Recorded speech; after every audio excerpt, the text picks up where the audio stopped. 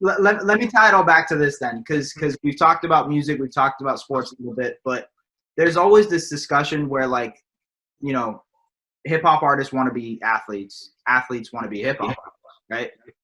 There's that classic Drake line where it's like, I swear sports and music are so synonymous because we want to be them and they want to be us. Where do you think that comes from? Where do you think that whole intersection has been? Well, majority of artists are short. Okay. They're very small guys. That's fair. They're not the most athletic guys, but I know that they probably grew up with a lot of guys that are, and they wanted to be that. A lot of athletic guys aren't creative. So it's like they're constantly wanting something that they can have. Yeah, you know what I mean? Like, at the same time, with artists, athletes, I feel like they see the lifestyle that rappers and certain artists live, and they kind of want it all the way through, because they can imitate it or duplicate it. They have the money to, but it's not the same unless they have a track out and they're in the club and they can hear their track. You know what I mean? Like, they see the artists in the booth on the other side turning up their songs on, all the girls are flooding their booth. Like, it's different. You know what I mean? And it's just interesting. I think it's just an envy thing on both sides of their talent. Okay. Yeah. They want to be in that position because they're so good at something else, but like want to be successful at the for sure. And if you're an artist, you definitely want some athlete money. Yeah, that's fair. I think it's fair to say that all of it is deeply rooted together. Like, if you think of hip hop, if you think of basketball, and even more specifically racism and systemic racism, they're all deeply rooted together. I mean, think of like David Stern banning certain clothes because of Allen Iverson, right? Yep. Or Mahmoud Abdul Rauf with the protests in the 90s, right? LeBron James and the I Can't Breathe shirts, right? There's so much that's rooted together. I just feel like Kyrie could be slotted into that as well. Would you agree or disagree? I think it would depend on what happens moving forward. If the NBA says, you know what, fuck it, we're not going to do it. And it's because of Kyrie's, like, if he was the catalyst of that, then that's his contribution. If players decide to boycott the NBA and create their own league, that's I think you could attribute that to Kyrie's contribution. And, like, he's always been the flat earther and the guy that just says very, very odd things. Yeah. So I think for him to be making some sense right now,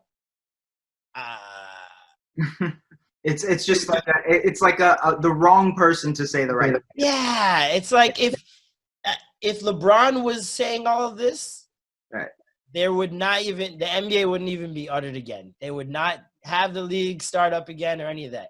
It's the fact that LeBron's backing the league starting back up is where you have that problem, because it's a bunch of players that feel the same way Kyrie. It's not just Kyrie. It's a bunch of players that feel that way. Yeah. And you have LeBron on the other side, and he runs the NBA. He's the guy. You know what I mean? Yeah. Until Zion is here for another couple years, LeBron is that guy for now. So it's like, you're saying Zion's the next, eh? I would love that. They're setting that young man up for greatness, and I don't blame him. I want him to be great too. Like, you need the player to also have that thing, and I think he does. Like, you saw that first game where he exploded, and you're just like, yo, like, this is a big guy doing this too. Like, it's not even like he's just, and just seeing him, like, little things, him bodying the fuck out of Steve Adams, like, nuts, absolutely nuts to me. And he's a child. Like, he's a child. 20, right? Yeah. So it's like his ceiling is very high, especially like once he gets money, gets a trainer, and like puts in some serious work on his body. He's gonna be a monster. Yeah, I hope the knees hold up, man. That's the only thing. I think he'll be fine. Everybody keeps saying that. I think he'll be fine. Like, he grew up with these knees. Yeah. This weight isn't new to him. He's great. It's not like it would be different if he went from super skinny to just what he is now. But we saw in high school, this guy was not normal. Like, his size has always been a problem for all of his opponents. And so, like, I feel like his knees will be fine. I think, like, especially when you have that much money, you can find out what you need to eat, constant checkups. I don't even know how these guys get injured. Right. No, LeBron spends 1.2, like 1.5 million on his body every year. And how many times has he gotten injured? Right. And the fact of the matter is, these guys don't want to do the work. That's why they get injured. Like, it's obviously sometimes it's freak accidents. We get that. But there's a lot of these guys that are constantly injured that don't do anything to combat that. You're not getting a trainer. You're not getting a dietitian. You're not doing yoga. Like, there's so many different things that can benefit you, and you have the resources to do that. If I was rich, I'd be made of animanium, steel. All right? Do you understand? I'd be Wolverine by now. I would repair on site. I got you. You'd be like that. I got a Deadpool thing up here. You just be bounce back. Easy. What? I'd have superfoods. Like, no one's touching me. Trust me, man. Trust me. Especially 1.5 million on your body. And you have a chef. Right. That makes you food whenever you need like $35 at the gym every month. That's all I got. You know, like. And have you seen some of the stuff he does in that training? Mm-hmm. It is nuts. He has this one long metal rod that, like, he kneels two knees on the big bouncy ball. Right. So he's just balancing on it, and it's all core. And he holds the metal rod in front of him, presses this button, and both ends just start waving like crazy. And he has to maintain his core on that thing and stay still. That's wild. And he doesn't move. He's just there like, this is wild, man. Damn. I mean, yeah, now that you put it that way, I guess, like, Zion's going to be fine. I think he'll be fine, man. Like, they made 22 years for him. Let's not get it twisted. They didn't want the Washington Wizards in here. Yeah, no, definitely not. They gave him a chance. They're like, what, 8? How many games out are they?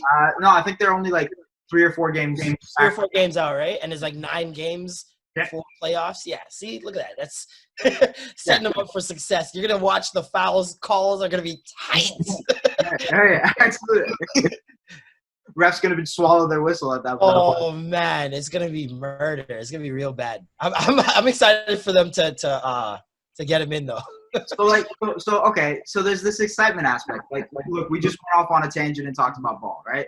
Like, there's the excitement versus the distraction, right?